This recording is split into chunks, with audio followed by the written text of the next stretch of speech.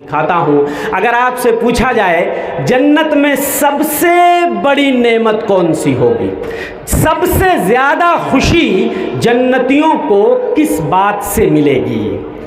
تو اس کا جواب یہ ہے کہ جنتیوں کو سب سے زیادہ خوشی جو ملے گی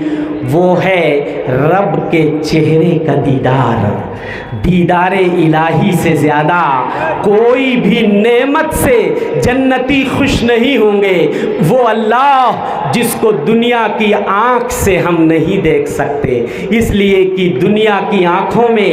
اتنا وولٹیج نہیں ہے، اتنا پاور نہیں ہے کہ کوئی دنیا میں اپنی آنکھوں سے اللہ کا دیدار کر سکے، لیکن آخرت میں اللہ اتنا پاور بڑھا دے گا، اتنا وولٹیج بڑھا دے گا، ایک ایک جوان کو 100 جوانوں کی طاقت ملے گی، اور آنکھوں میں اتنا وولٹیج ہو جائے گا کہ وہاں ہم جیسے 14 کے چاند کو چمکتے ہوئے دیکھتے ہیں، ایسے رب ذوالجلال کے چہرے کو دیکھیں گے، کوئی پریشانی ہمیں نہیں ہوگی۔ اللہ فرماتے ہیں وجوہ یومئذ ناظرہ الی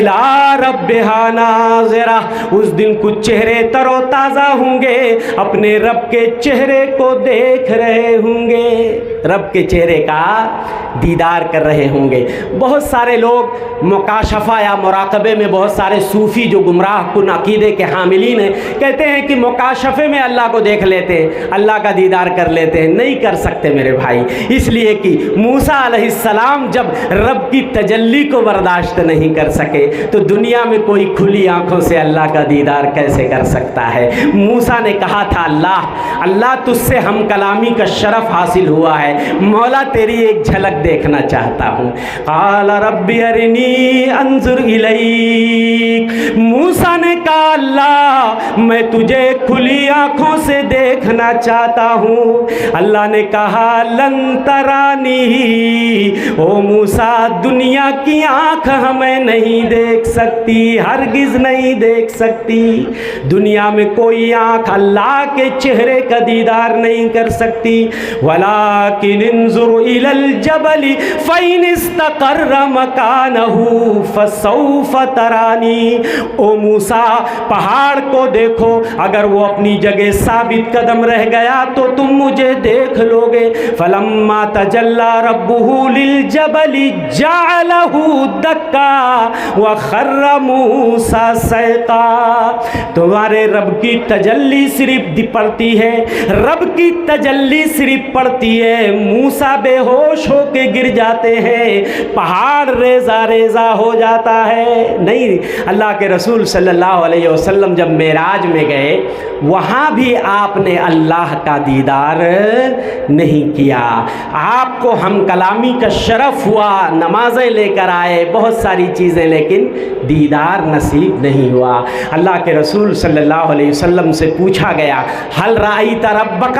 کیا آپ جب معراج میں گئے تھے تو اپنے رب کا دیدار کیا؟ تو اللہ کے رسول نے فرمایا نور انا اراہ، ارے وہ تو نور ہے، میں اسے کیسے دیکھ سکتا ہوں۔ اور ایک روایت میں فرمایا حجابہ النور، اس کے چہرے پہ